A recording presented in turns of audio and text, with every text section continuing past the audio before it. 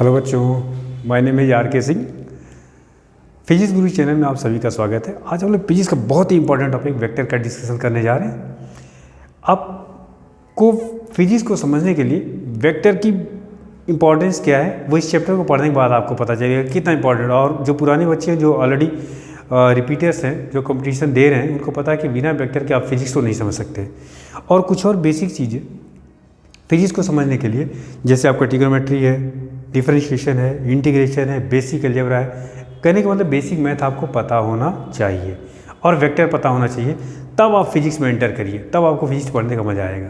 ठीक है, तो डिफरेंशिएशन और इंटीग्रेशन का तो ऑलरेडी मैं लेक्चर बना चुका हूँ, जो आप मेरे यूट्यूब चैनल पे जा कर के देख सकते हैं। आज हम लोग डिस्कस करेंगे वेक्टर, कि वेक्टर क्या होता है, वेक्टर कितने तरह का होता है, वेक्टर्स की बीच की एंगल कैसे निकालते हैं, वेक्टर को कैसे ऐड करते हैं, वेक्टर को कैसे मल्टीप्लाई करते हैं, उनका सब्ट्रैक्शन कैसे होता है, उनका रिजोल्यूशन कैसे होता है, उसके बारे में इस चैप्टर में डिस्कस करेंगे। और जो भी प्रीवियस ईयर के क्वेश्चंस आए हुए हैं उनके बारे में हम लोग डिस्कशन, और CBSE NCERT से क्वेश्चंस कुछ लेंगे, उसका डिस्कशन करेंगे। लेकिन उससे पहले हम लोग थ्योरी के कुछ पोर्शन बहुत ही बेसिक थोड़ा पढ़ लें, उसके बाद क्वेश्चंस पे आएंगे। ठीक है, तो जो भी फिजिकल क्वांटिटीज़ हैं, बेसिकली फिजिकल क्वांटिटीज़ को बेटा 3 पार्ट में डिवाइड किया गया, स्केलर क्वांटिटी, टेंसर क्वांटिटी और वेक्टर क्वांटिटी। अब आप बात समझ में आती है कि भाई वेक्टर को जो फिजिकल क्वांटिटीज़ है, फिजिकल क्वांटिटी हम किसको कहते हैं? Physical quantities are those quantities which can be measured and in which the laws of physics are described. Physical quantity हम उनको कहेंगे जिनका हम मेजरमेंट कर सकते हैं और फिजिक्स के लॉज को पढ़ने के लिए जिनकी हमें ज़रूरत होती है, उन क्वांटिटीज़ को हम क्या कहते हैं? फिजिकल क्वांटिटीज़ कहते हैं। हम ऐसी क्वांटिटीज़ को फिजिकल क्वांटिटी नहीं कहते हैं, नहीं कह सकते जिसका मेजरमेंट ना कर पाएँ। जैसे मैं कहूँ कि मैं अपने भाई से बहुत प्यार करता हूँ, अब प्यार का तो कोई मेजरमेंट है नहीं, या मेरे शरीर में बहुत दर्द हो रहा है, तो दर्द का कोई मेजरमेंट तो है नहीं। इसलिए इन क्वांटिटीज़ को, प्यार या दर्द, इसका कोई भी हम फिजिक्स में डिस्कशन नहीं करते, या इनको हम फिजिकल क्वांटिटीज़ की कैटेगरी में नहीं रखते हैं। तो चलिए समझते हैं कि फिजिकल क्वांटिटीज़ का डिवीजन कैसे है। देखिए, फिजिकल क्वांटिटीज़, इसका मेन जो डिवीजन है वह स्केलर, दूसरा आपका टेंसर, तीसरा आपका वेक्टर। देखो, इस चैप्टर में हम लोग इसके बारे में बहुत ज़्यादा नहीं पढ़ना, इसलिए बट इसके बारे में थोड़ा सा मैं आपको बता दूं। मेन हमारा जो कंसर्न है वो इस टॉपिक पे है। तो स्केलर क्वांटिटी हम उनको कहते हैं जिनको बेसिकली एक्सप्रेस करने के लिए हमें सिर्फ उनके मैग्नीट्यूड की ज़रूरत होती है, उसे हम स्केलर क्वांटिटी कहते हैं। जैसे मास, स्पीड, ठीक है, और क्या लिख सकते हैं आपका, इसके अलावा जितनी भी फंडामेंटल क्वांटिटीज हैं, जैसे mass, length, time, current, amount of substance, आपको पता है इन क्वांटिटीज़ को किस में रखते हैं? All the fundamental quantities are scalar quantities. इनमें डायरेक्शन की ज़रूरत नहीं होती। नेक्स्ट है टेंसर क्वांटिटीज़। सुन लीजिए, टेंसर क्वांटिटीज़ क्या है? Tensor quantities are those quantities which है different magnitude in different direction. Different direction में डिफरेंट मैग्नीट्यूड होता है, तो उसको हम क्या कहते हैं? Tensor quantity. जैसे moment of inertia is an example of tensor quantity. Moment of inertia को जब आप रोटेशनल मोशन में पढ़ते हैं तो देखते हैं आप एक्स एक्सिस के लॉन्ग निकाल रहे हैं तो कुछ और आता है, वाई एक्सिस के लॉन्ग कुछ और आता है, जेड एक्सिस के लॉन्ग कुछ और आता है। तो moment of inertia is an example of tensor quantity MI, जो कि रोटेशनल मोशन में आपने पढ़ा होगा, या आगे चल करके हम लोग इसके बारे में पढ़ेंगे। नेक्स्ट आपका वेक्टर क्वांटिटी। अब मेन कंसर्न हमारा इस पे है। वेक्टर क्वांटिटी किसको कहेंगे? वेक्टर क्वांटिटीज़ ऐसी क्वांटिटीज़ को कहेंगे जिसके अंदर 3 चीज़ें होनी चाहिए। पहली चीज़, इसका मैग्नीट्यूड होना चाहिए, दूसरा इसमें डायरेक्शन होना चाहिए, तीसरा प्लस वेक्टर लॉज को फॉलो करना चाहिए। Those physical quantities are said to be vector quantities which have magnitude as well as direction and which obeys the laws of vector algebra. तीनों चीज़ें होनी चाहिए। अगर तीनों में से कोई भी एक कम हुआ तो वह क्वांटिटी वेक्टर नहीं होगी। अगर कोई क्वांटिटी जिसके पास मैग्नीट्यूड और डायरेक्शन है और वेक्टर लॉज को फॉलो नहीं करती है, इसका मतलब वह वेक्टर नहीं होगी। जैसे आपने पढ़ा है इलेक्ट्रिक करंट।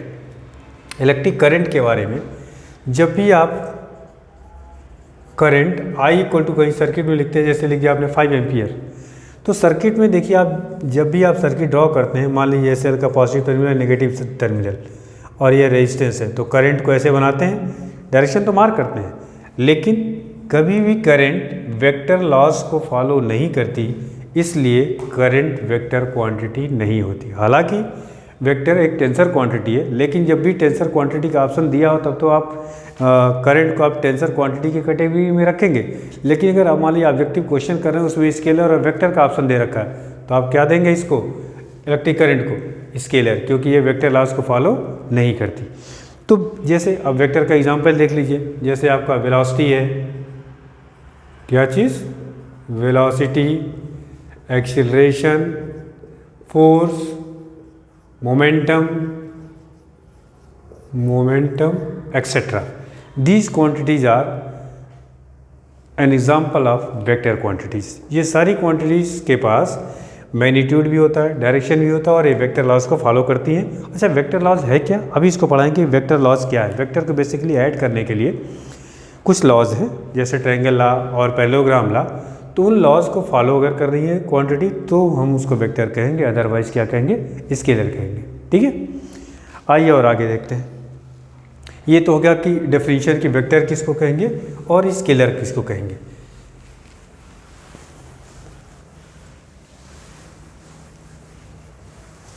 चलिए,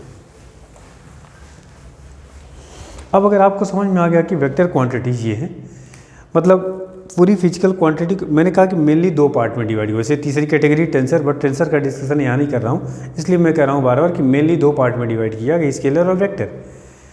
हमें यहाँ किसके बारे में पढ़ने जा रहे हैं, वेक्टर के बारे में। तो वेक्टर्स को अगर मैं पूरी फिजिकल क्वांटिटी को कैटेगराइज कर रहा हूँ तो एक नई तरह की क्वांटिटी आई वेक्टर, तो वेक्टर को कैसे हम लोग पहचानेंगे, कैसे कि वेक्टर को एक्सप्रेस कैसे करते हैं। तो वेक्टर को रिप्रेजेंटेशन करने का जो तरीका होगा वो देखिए, रिप्रेजेंटेशन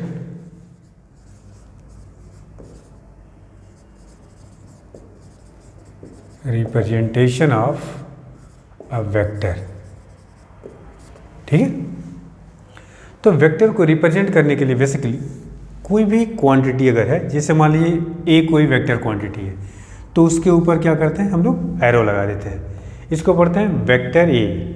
मतलब ये हो गया कि जो भी ये क्वांटिटी, जिस भी क्वांटिटी को ए रिप्रेजेंट कर रहा है, that quantity is vector quantity. और वेक्टर क्वांटिटीज़ को, जैसे मान लीजिए आपने कहा कि फोर्स है हमारा, ठीक, ये आपको पता है कि एक वेक्टर क्वांटिटी होती है।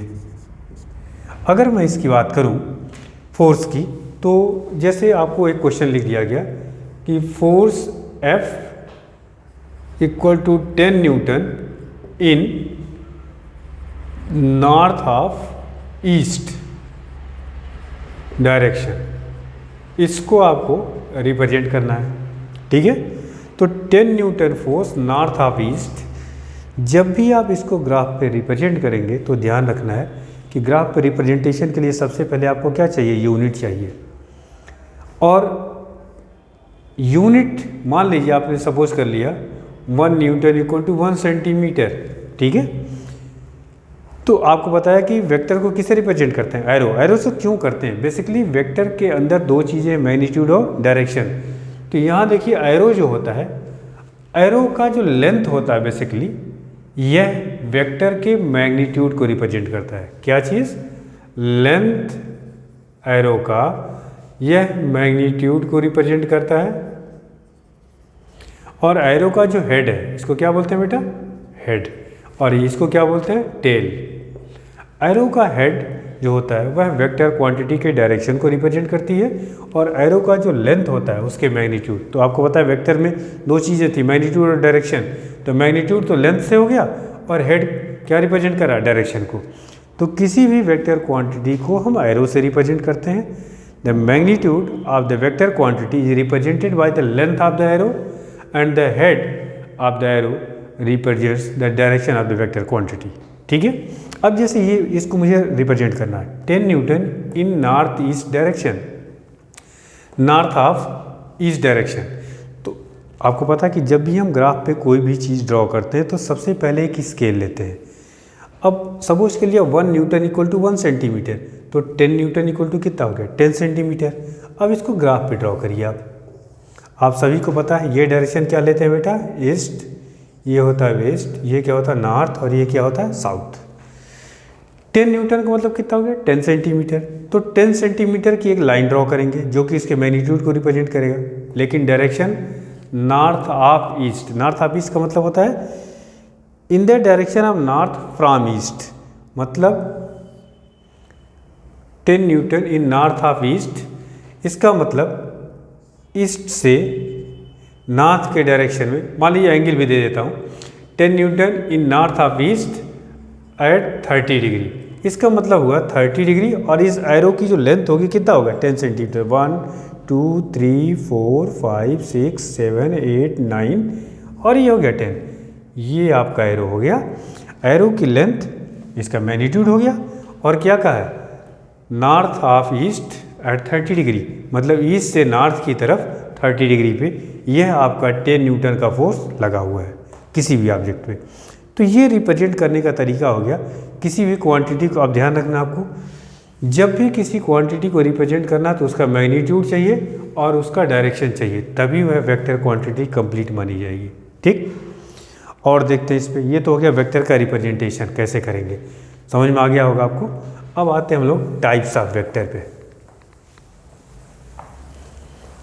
चलिए टाइप्स ऑफ वेक्टर के बारे में थोड़ा पढ़ लेते हैं। कुछ ऐसे वेक्टर्स हैं जिनकी ज़रूरत आपको बहुत ज़्यादा पड़ेगी, तो उसके बारे में थोड़ा डिस्कशन कर लेते हैं। Types of vector, types of vector.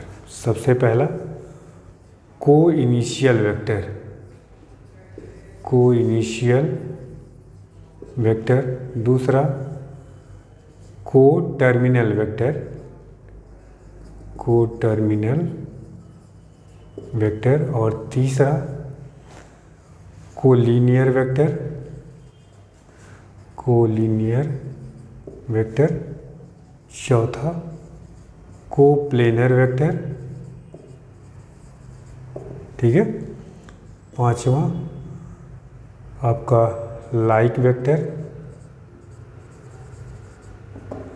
छठा अनलाइक वेक्टर। सातवां ज़ीरो वेक्टर, ज़ीरो वेक्टर। आठवां unit vector.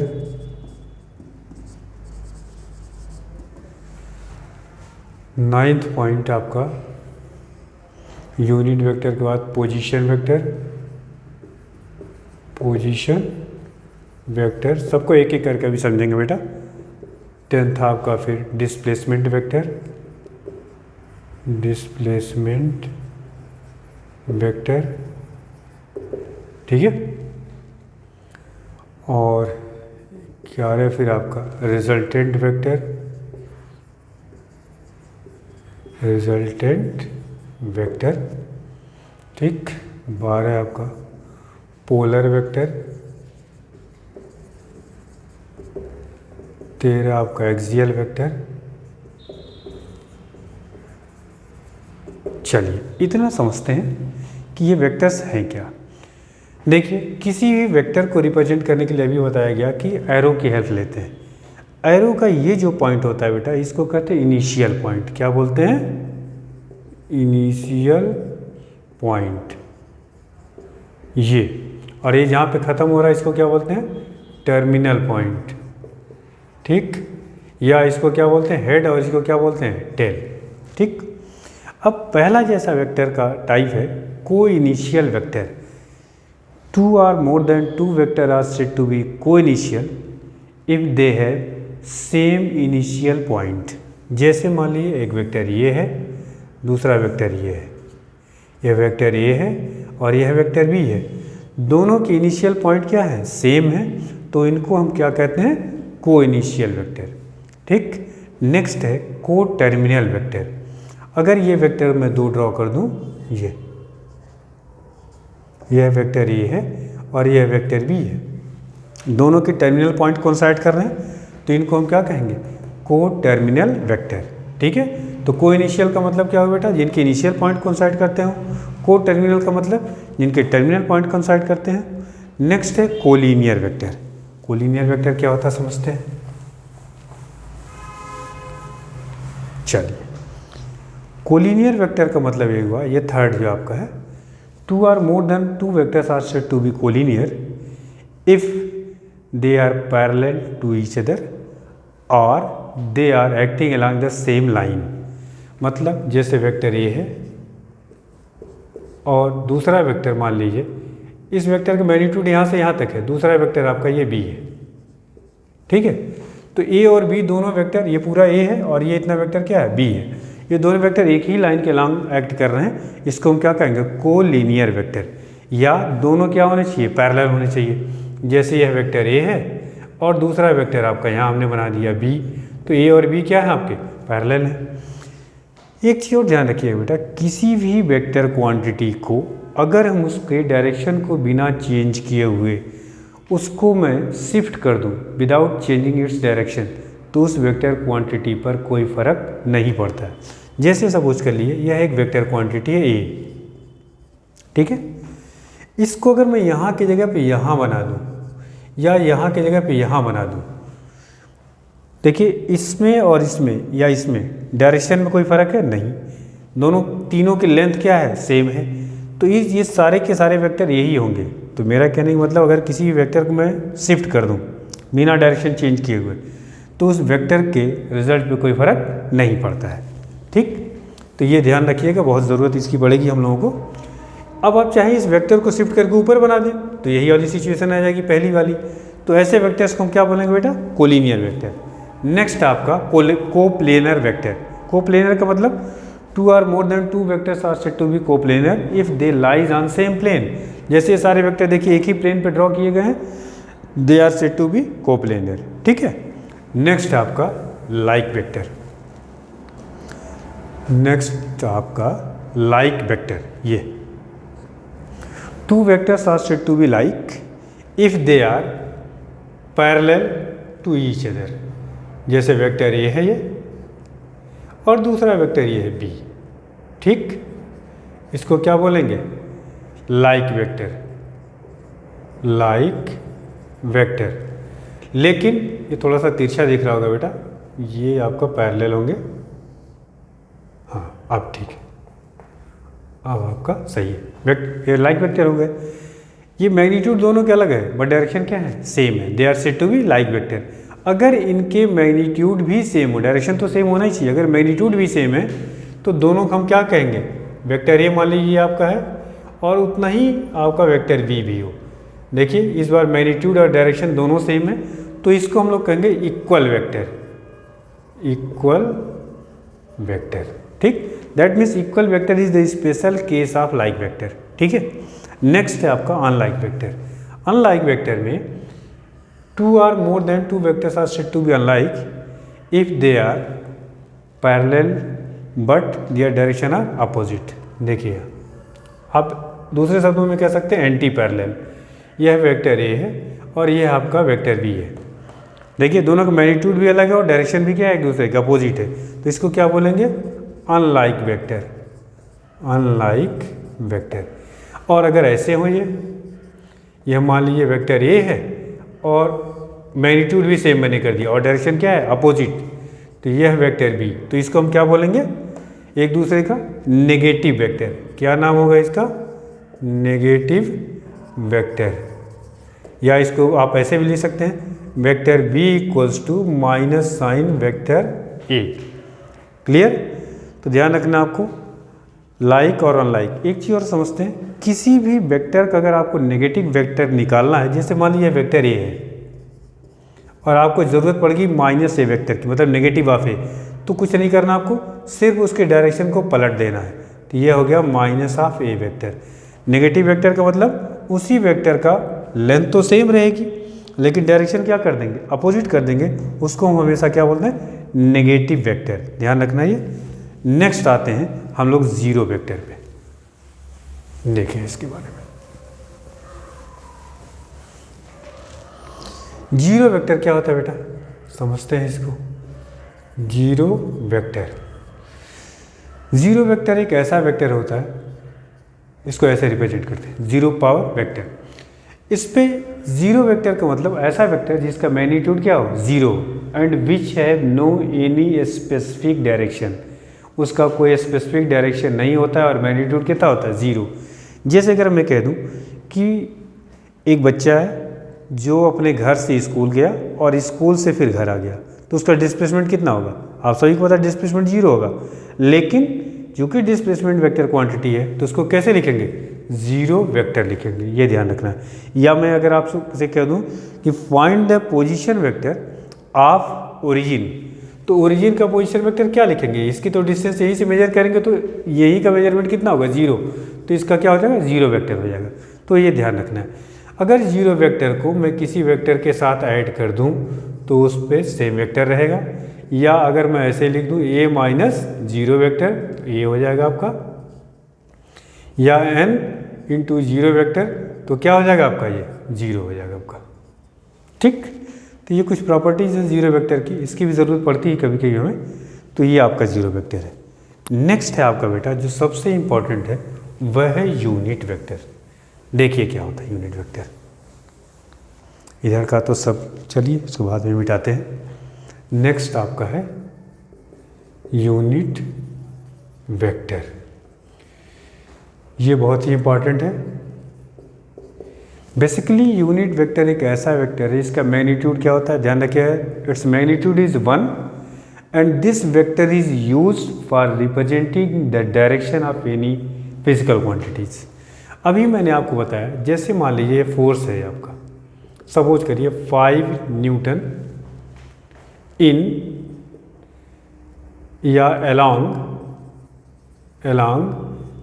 X axis, positive axis बोल के, और क्लियर लिख लीजिए, अलोंग पॉजिटिव एक्स एक्सिस। ठीक, ये तो इसका मैग्नीट्यूड हो गया और ये क्या हो गया, इसका डायरेक्शन। मेरा कहने का मतलब ये है कि वेक्टर एफ, ये इसका मैग्नीट्यूड है। आपको पता है अगर किसी भी वेक्टर क्वांटिटी को ऐसे लिखते हैं, सिर्फ इसका मैग्नीट्यूड लिखना होगा, तो इसको कहते हैं mod of vector F. That means this represents only the magnitude of force.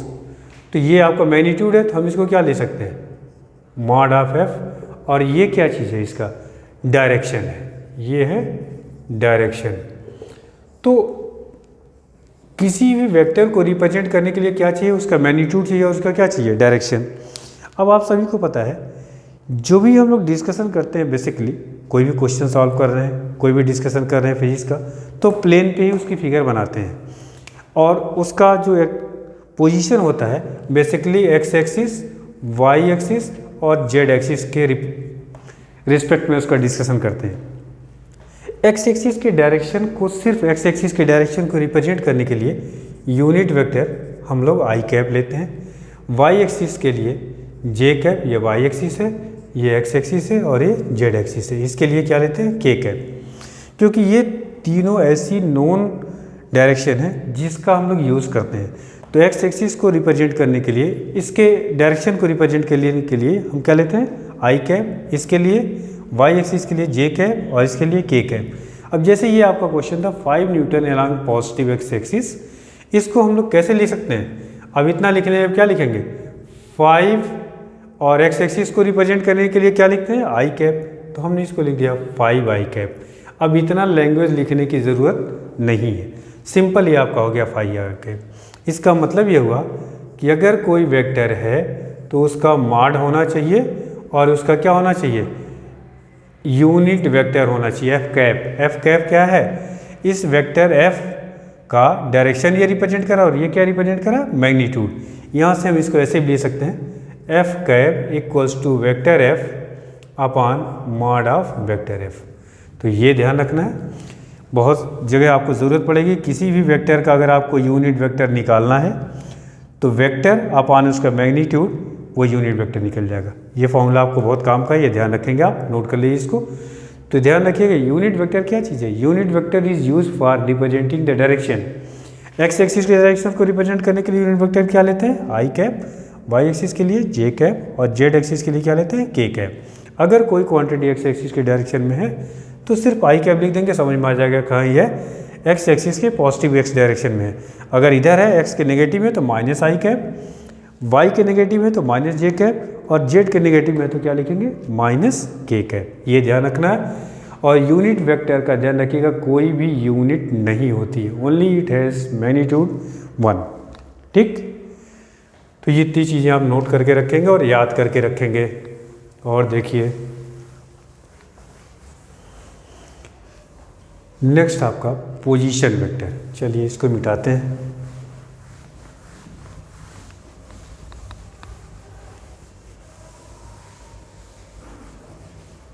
देखो बेटा, पोजीशन वेक्टर, पोजीशन किसी भी ऑब्जेक्ट की किसी के रिस्पेक्ट में ही बताई जाती है, इसको ध्यान रखना है।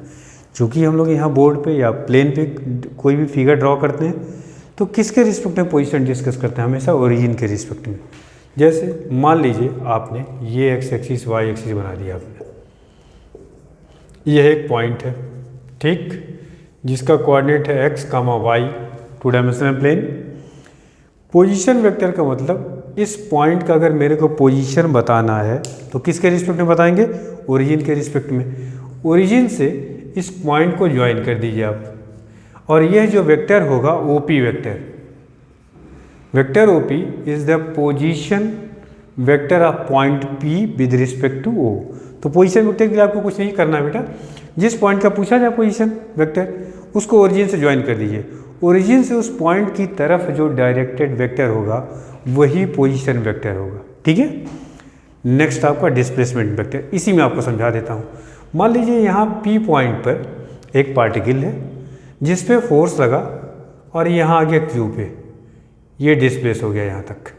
अब इसकी पोजीशन क्यू पॉइंट की पोजीशन वेक्टर कैसे निकालेंगे, ओरिजिन से ज्वाइन कर देंगे, ये इसका पोजीशन वेक्टर हो गया। ठीक है, और पी से क्यू ये आया तो ये इसका डिस्प्लेसमेंट हो गया। ठीक, तो यहाँ देखिए अब इसमें ट्रायंगल लॉ हम अप्लाई करेंगे, अभी ट्रायंगल लॉ आपको पढ़ाएंगे। तो इसका मतलब ये हो गया O P vector plus P Q vector is equals to O Q vector, या इसको लिख सकते हैं P Q vector is equal to O Q vector minus O P vector. देखिए ये ध्यान रखना आपको, इंपॉर्टेंट है ये। पी क्या था, इनिशियल पॉइंट या इनिशियल पोजीशन, क्यू क्या था, फाइनल पोजीशन। तो यह डिस्प्लेसमेंट वेक्टर जो पी क्यू है इसको हमने किसके टर्म में ब्रेक कर दिया, पोजीशन वेक्टर के टर्म में। क्यू फाइनल पॉइंट, पी क्या था, इनिशियल। तो इसका मतलब फाइनल पॉइंट का position vector minus initial point का पोजीशन वेक्टर। अब बहुत जगह किताबों में वैसे डायरेक्ट लिखा होगा, अगर वेक्टर ए बी है तो हम लोग इसको ऐसे लिख सकते हैं ओ बी माइनस ओ ए। अगर कहीं पे सी डी लिखा हुआ है तो हम क्या लिख सकते हैं, ओ डी माइनस ओ सी, क्योंकि ये इनिशियल ये फाइनल, तो फाइनल माइनस इनिशियल। तो ये आपका डिस्प्लेसमेंट वेक्टर हो गया। ठीक है, रिजल्टेंट किसको कहेंगे, देखिए अगर इस और इस वेक्टर को मैंने जोड़ करके ये वेक्टर बनाया तो vector O Q is the resultant of these two vector, that means sum. Basically दो वेक्टर को जोड़ने से जो उसका सम आएगा उसी को फिजिक्स के लैंग्वेज में क्या बोलेंगे, रिजल्टेंट।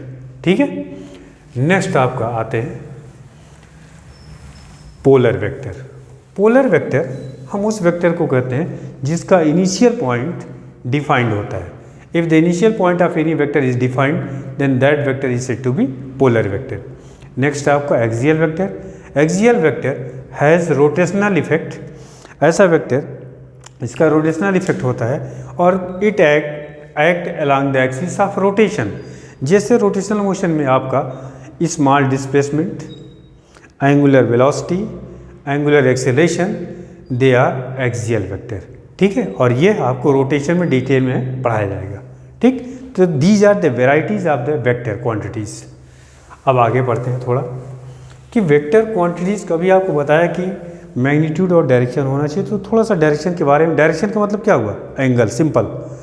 डायरेक्शन का सिंपल मीनिंग ये होता है कि उसकी एंगल क्या है, ठीक। तो दो वेक्टर्स के बीच में एंगल कैसे कैलकुलेट करते हैं इसको समझिए बेटा, क्योंकि इसमें बच्चे बहुत गलती करते हैं। एंगल बिटवीन टू वेक्टर्स, देखते हैं इसको। एंगल बिटवीन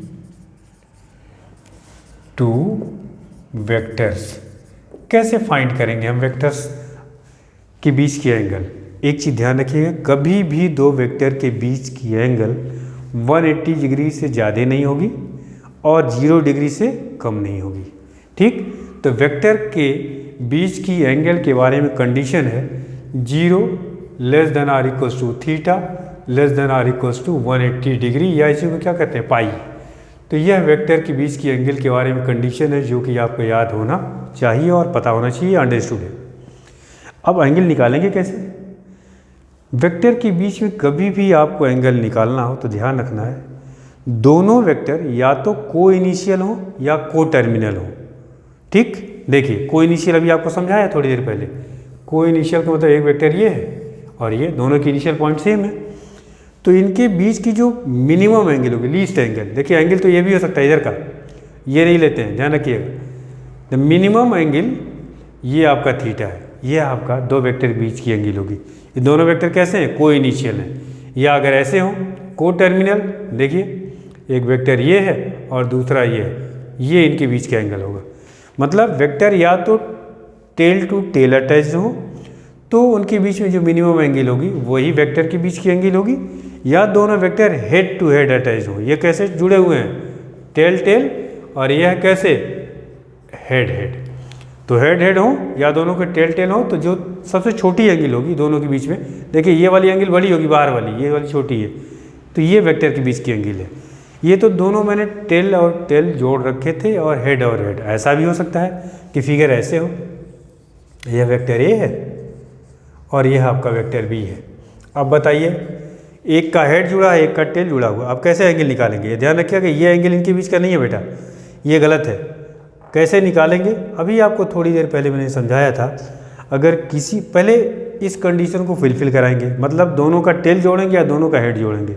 और थोड़ी देर पहले मैंने अभी आपको बताया कि अगर मैं किसी भी वेक्टर को उसके डायरेक्शन को कांस्टेंट रखते हुए अगर मैं उसको शिफ्ट कर देता हूं तो वेक्टर पे कोई फर्क नहीं पड़ता है।